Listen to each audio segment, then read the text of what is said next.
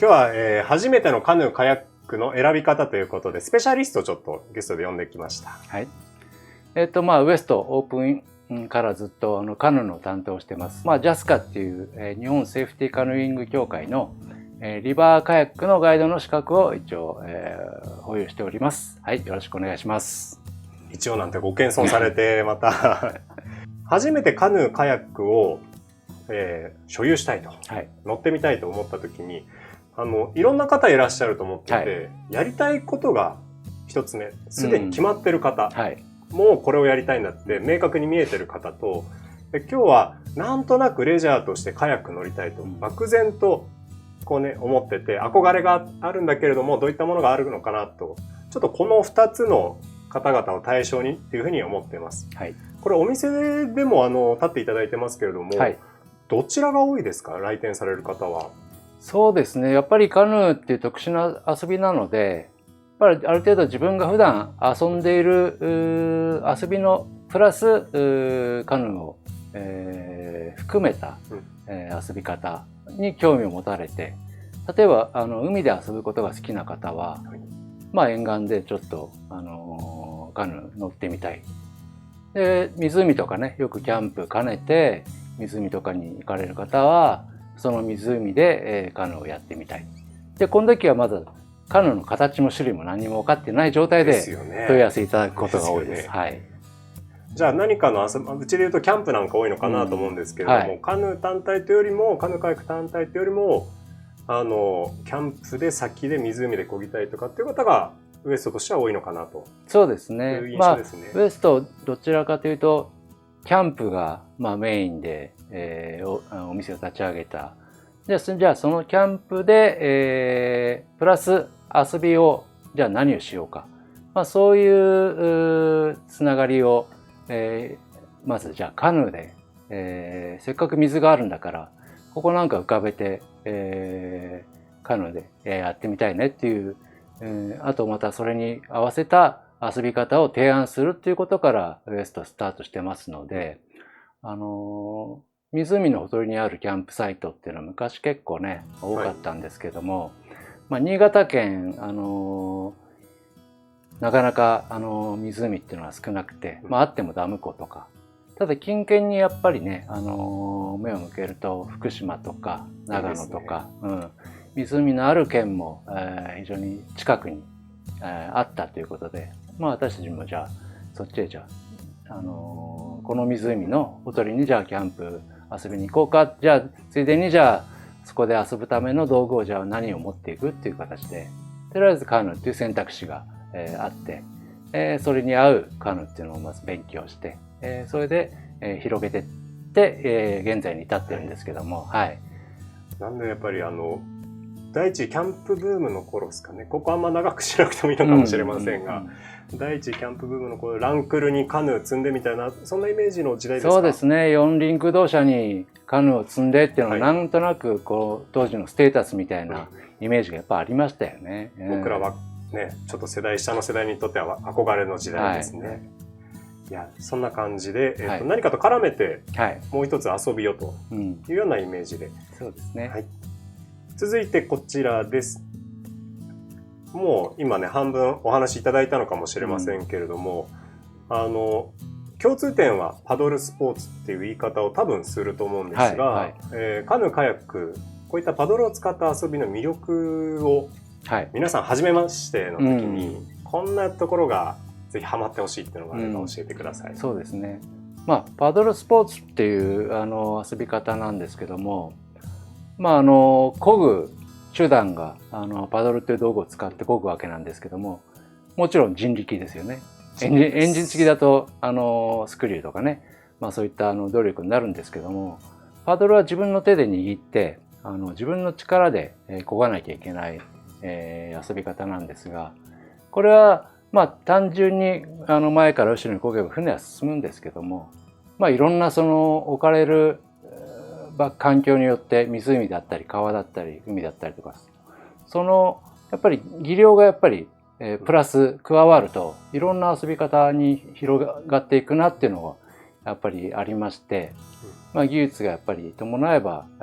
難しい川の流れが速いところでも遊べるし、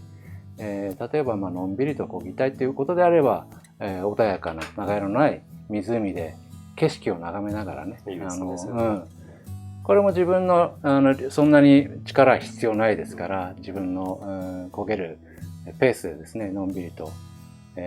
時期に応じては紅葉を楽しみながら漕いだりとか、春のね、新緑の、山々を見ながら漕いだりとか、そういった楽しみ方がいろいろ多岐にわたって遊べるっていうのがカヌーの楽しみの一つだと思います。はい、いいですね。はい、非日常な世界、そうですね。もう水の上に出たらもう日常じゃないですからね。普段ね、やっぱり陸上からしか湖を通しての景色を眺めていた、と思うんですけども、例えば水面に浮かんで全然違う視点から周りの、今まで立ってた方向を今度水の上から見れるわけですよね。はい、そうするとまた全然違う景色が見られたりとか、そういう楽しみが徐々にやっぱり広がっていきましたね。はい。いや、そんなところがまずは魅力ということで、これまでカヌーカヤックの動画を前回たくさん撮らせていただきました。はい、こんな感じで、これだけじゃないんですけれども、カヌーカヤックどんな種類があるのから始まり、揃える道具とかを実際のものを使って紹介っていうのを今まで撮ってきました。はい、で今日は道具の紹介じゃなくて、もっと心の方の不安を解決していきたいなというところで、FAQ をちょっと用意してまいりました。はい、今までの動画もぜひご参考にしていただいてということなんですが、初めての質問こんな感じです。10個用意してきました。はい、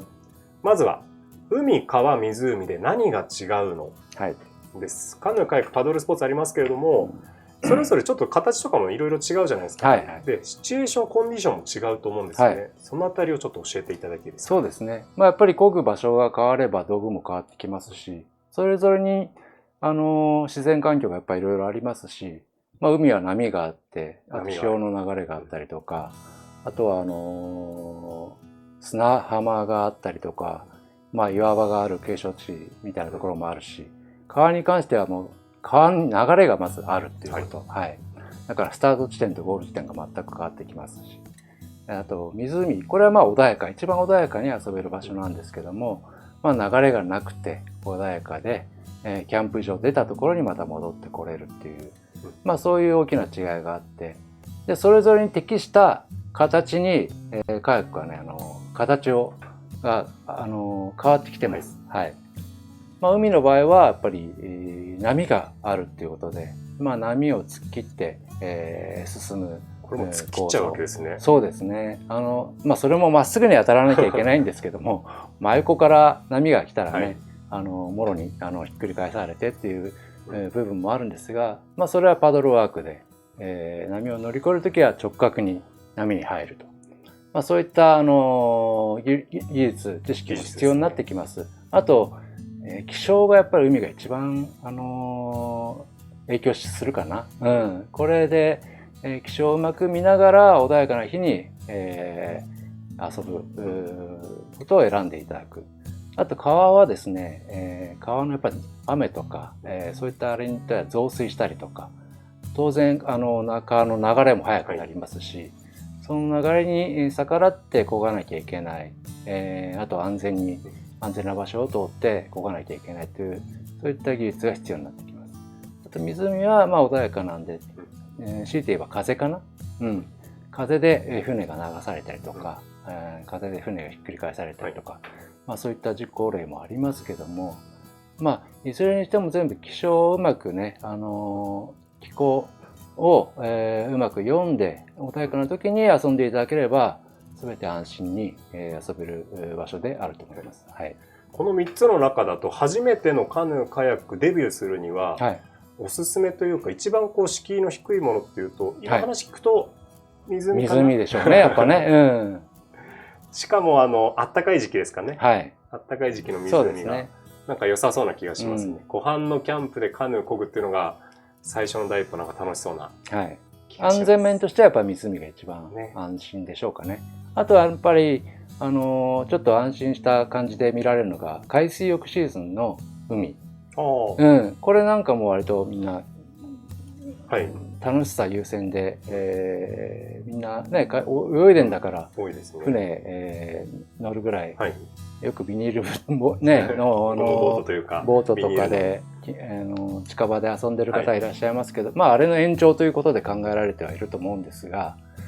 カヌーに乗ることによってボートでは行けなかった、たどり着けなかった、もうちょっと綺麗なスポットまで遊びに行けるとか、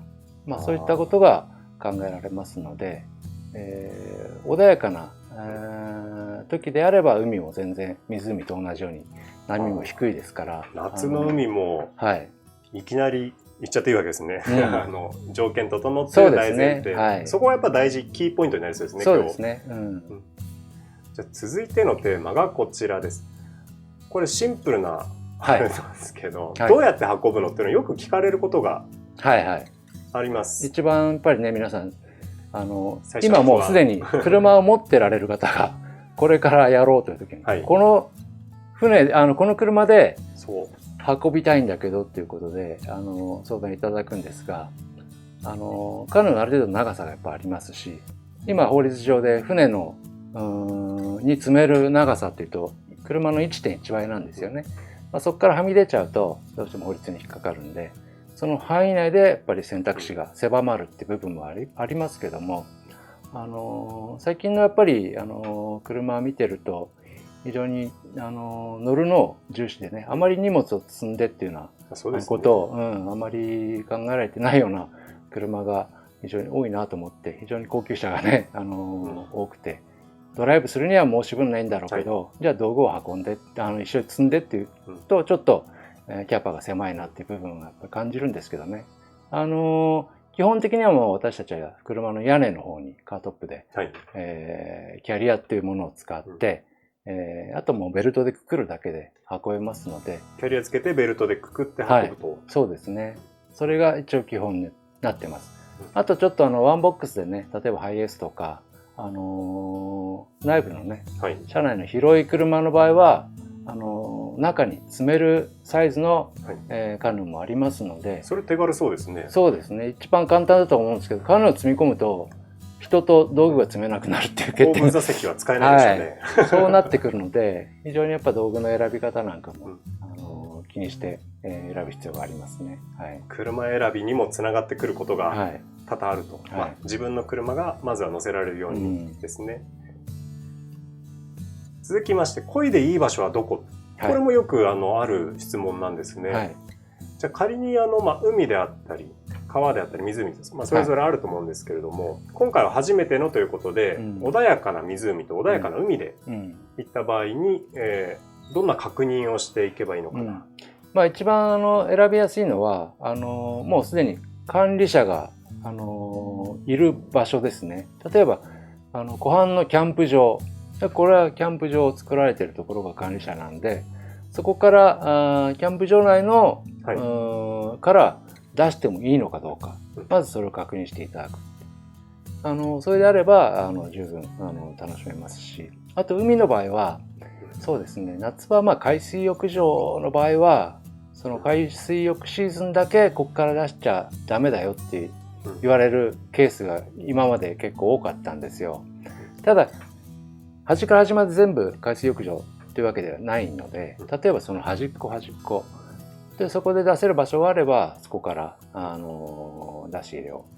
させてもらうとか、そういったケースもあります。あとは漁港ですね。これ意外と整備されてて一番出しやすい場所ではあるのですが、漁船のやっぱり出入りが頻繁にある場所で、先方もやっぱり事故を起こしたくない。で、ちっちゃい船がちょろちょろ動いてるとやっぱ邪魔になって衝突したりとか、そういった危険性が多いので、全部が全部、許可もらえるわけじゃありません。でここも確認の上で、じゃあ端っこの奥ここから出してもいいよっていうことであれば、そこも使える場合がありますね。なるほど。旅行は最初はちょっとやめといた方が良さそうですね。そうですね。いろんな方がいらっしゃるので。なるほど。続いて4つ目の質問です。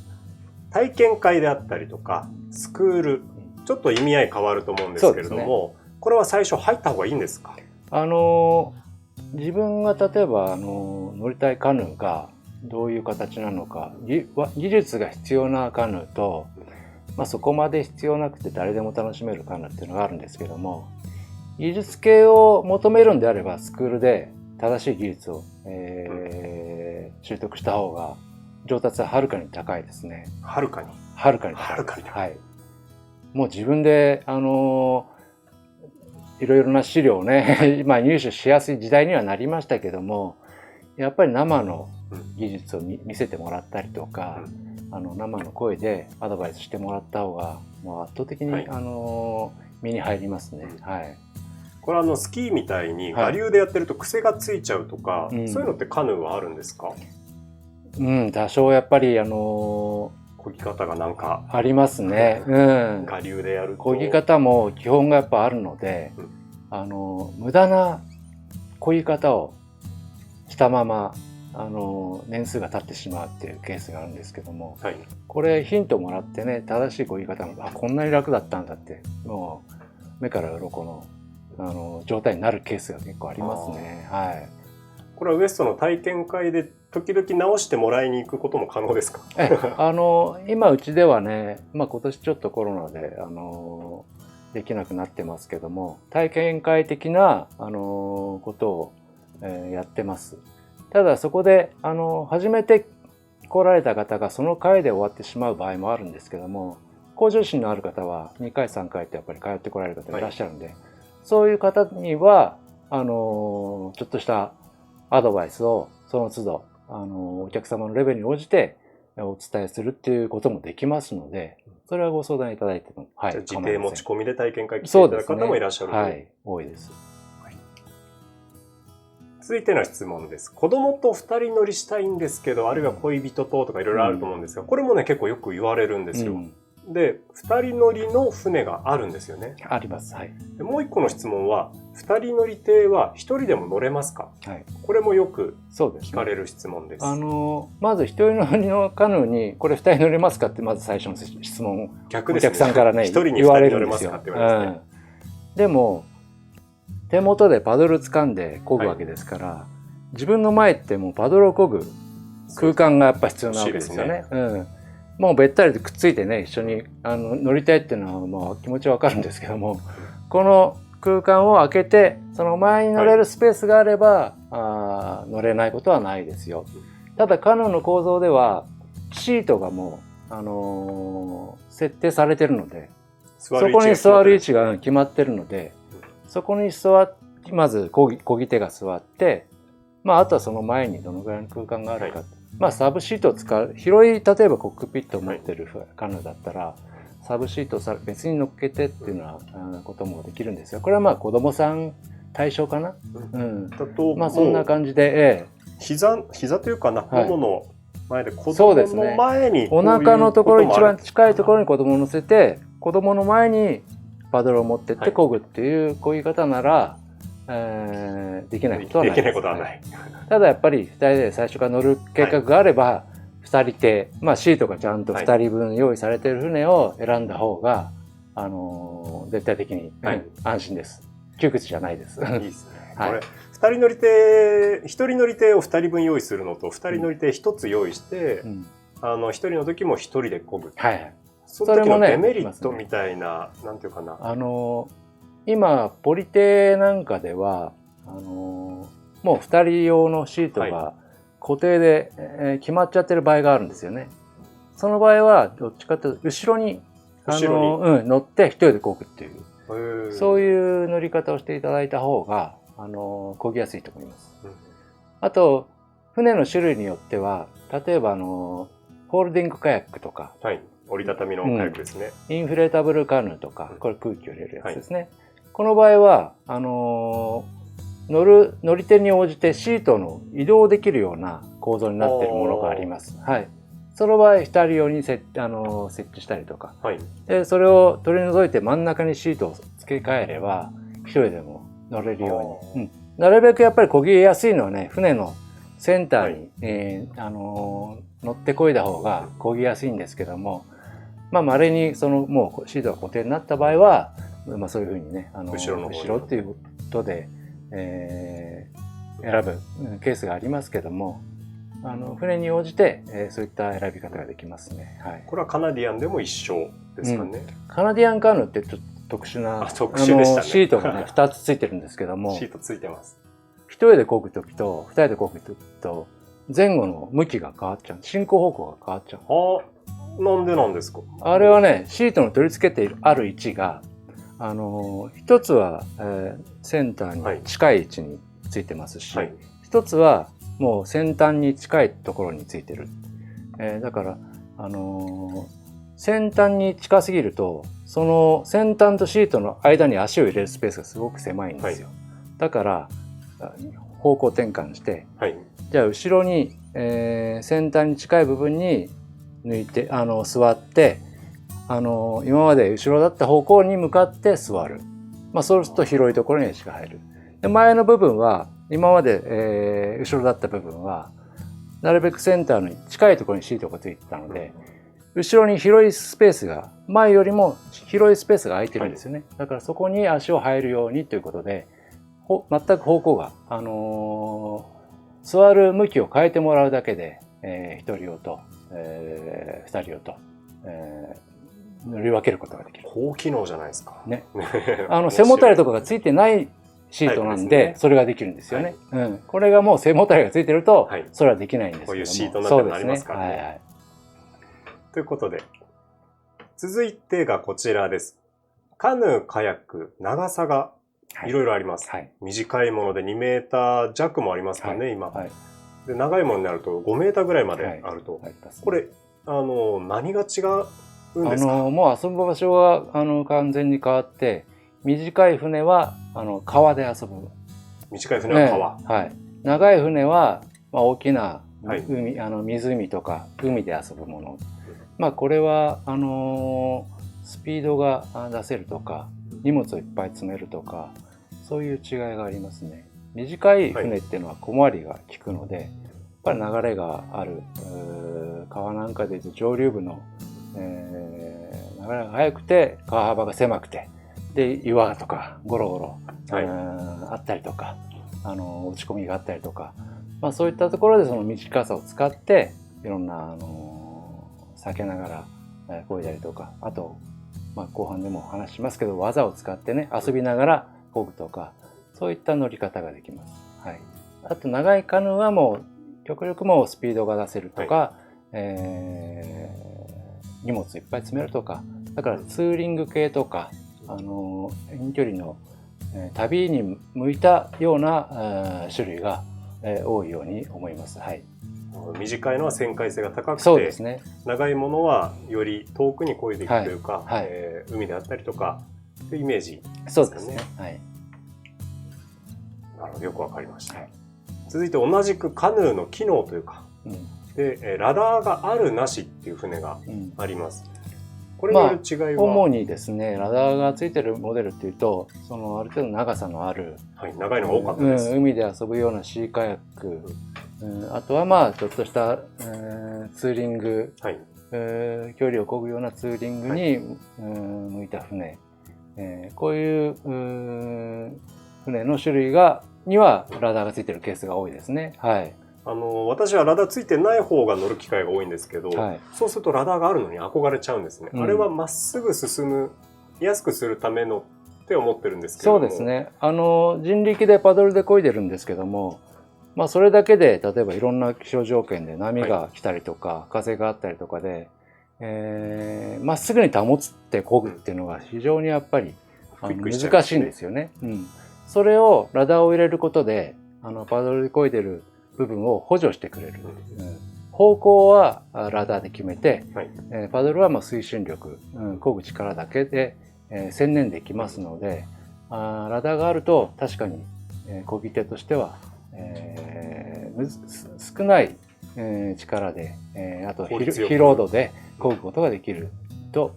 思いますね。そういう構造になってますね。短い船にラダーつけることはないんですよね。そうですね。もともとその回転性を良くするための船なんで、逆にそんなもので、そうですね。回転性を失わせるっていうのは矛盾してますね。矛盾してると。カヌーカヤック通販で買えますかという質問もよくいただきます。はい。もうこの時代ですから通販で、購入できます。はい、ただし、運送屋さんの最近のね、昨今の事情で、家庭まで、宅配ができないケースがやっぱり非常に多くなってますね。多いですね。その場合は運送屋さん全国に支店がありますので、その支店止めという形で、お客様に関してはその支店まで取りに行ってもらうっていう買い方になるんですが、こういう方法で、カヌーも通販で買えます。じゃああらかじめ自分の車にキャリアをつけて、さっきのキャリアをつけて、カヌー運べる状態にして、そうですね。最低条件、そうですね。自分の車に積めないと、取りに行っても持って帰れないっていう部分が。順序があれですね。キャリアつけるのが先に始まる。そうですね。運搬方法を確保するのが先に入ると。はい。営業所のところで梱包されてたり、プチプチがついたりする船を現場で外してるのも見ることがよくあるんですけれども。よくね、その辺はやっぱり、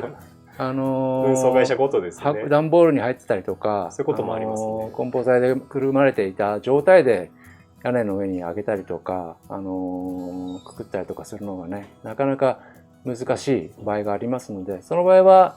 現場で運送屋さんに了解を得て、この梱包材処分してもらえますかということで、言っていただければ生身のカヌーだけ積んで帰るということも可能かと思いますので、それはちょっとご相談してください。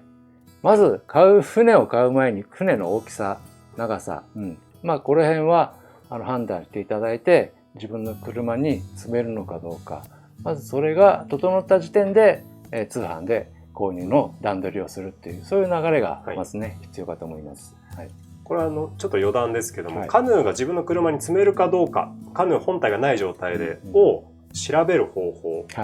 例えばキャリアを先につけて、重心のセンター見てとか、なんかこれコツとかあるんですか？カヌーを安定させるために例えばこういうふうな形で、カヌーの形状に合わせた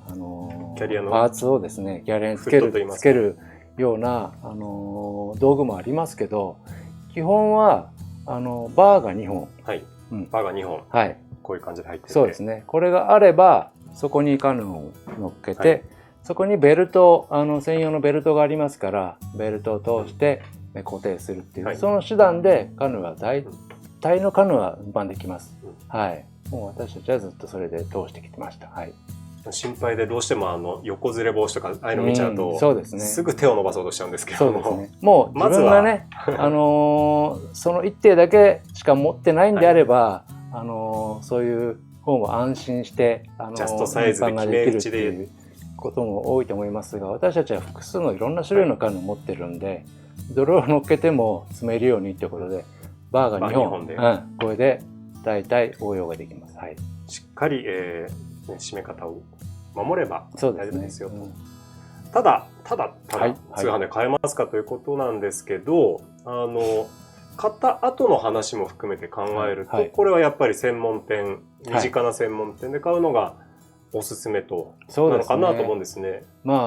全国は広いんですけども、全国に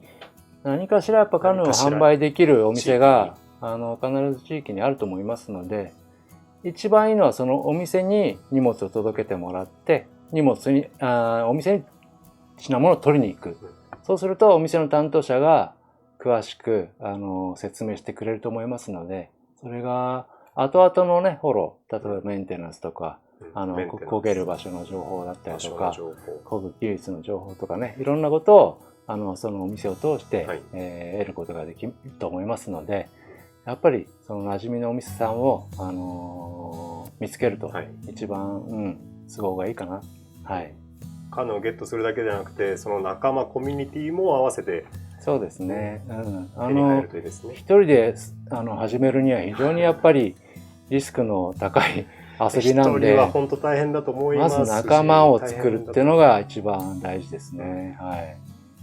続いての質問です。ちょっと曖昧な言い方で申し訳ないんですけど、いい年になりました。今から始めても大丈夫ですか？これが例えばじゃあこういう設定で、今私は60歳になりました。カヤックフィッシングが流行ってるなと、やってみたいと憧れてると。こんな場合に、はい、ちょっと積み下ろしとか不安だな、うん、体力的にですね、はい、あと技術的なものもゼロベースから始められるのかなはい、っていうのはいかがですか？そうですね。まずやっぱり車にカヌーを積む力が、あるのかないのかでまず変わってきますけども、例えばキャリア一つにとってもカヌーを、いかに、少ない力で乗せるかっていうようないい道具がやっぱり最近出てますね。スーリーのすごいの見ましたよ。そうですね。例えば側面に取り付けてそれから上にスライドさせてあげるとか、あれいいですね。あとよくバス釣りの方がローラーを使って後ろから上げて取り付けるとか、いろんな手段がね、あると思うんですよ。一番簡単であれば車、ちょっと大きめな車でね、ワンボックスみたいな荷物を運ぶような車の内部に、積んじゃう、そういう方もね最近やっぱり増えてきてますね。例えば、ハイエースのロングとか、はい、あれ確かこの間 3.5 メーターが助手席倒せば入りましたね。はい、そうですね。乗せ方によっても、斜めにちょっとね、入れたりとかすると比較的収まってしまうカヌーが多いですね。それ一番簡単そうで、車を変えると、まずちょっとね出費が多くなっちゃうんですけど桁が違いますよ。そういう手段もあります。ただ自分がね置かれている立場条件に応じた選択肢っていうのをいろいろとね見つけると意外とできるケースがあるものなんで、私ももう60超えて、いい年になりましたって多分聞かれる方と同年代だと思うんですけど割と工夫して今までねやってきた工夫してなんとかやってます。じゃあ続いて、カヌーカヤックかなりこの25年30年でもどんどん新しいものが出て変わっていったと思うんですけれども、最近のトレンドを教えてください。そうですね。インフレータブルの進化系で、はい、何でしたっけパックラフト。パックラフトか。パックラフトっていう、はい、インフレータブルカヌー。これ非常にコンパクトに軽量なモデルなんですけども。2キロとか3キロとかって聞きます。そうですね。移動手段が車以外でも例えば電車だったりとか、そういった移動手段が選択できるので、非常に旅好きの方には注目を浴びているモデルですね。パックラフトっていうと川下りのイメージが多いですね。はい。もう専用と言っていいぐらいの。そうですね。本来私が思う使ってほしい、エリアは、川でも、中流域ですね。比較的流れが穏やかで、例えば電車がその川に沿って、路線があるとか、ちょっと上流部まで、電車で行って、はい、でそこから、またスタート地まで今度はカヌーで、下って戻ってくるっていう、そういう遊び方が、一番向いてると思います。はい。アクティブな方はね、もっと上流部の険しいところまでザックに入れて背負って足で上がっていって、帰りはカヌーで下って降りてくるっていう、はい、そういうアクティブな方も中にいらっしゃるんですけども、パックラフトは軽い分やっぱり素材が薄いんですよね。で強度がちょっと心配されるので、安心して遊べるのはそういった中流域で、岩場が少なくて、穏やかな流れのところで遊ぶっていうような流れが一番向いてるのかなと私は思います。はい、やっぱりインフレータブルだったり折りたたみフォールディングだったりとか、ああいうちっちゃくなるものが、サップなんかもウエストで扱ってますけれども、最近非常に多い印象を受けるんですけれど、サップも昨年からウエストオリジナルで始めまして、昨年好評だったんですけども、今年またさらに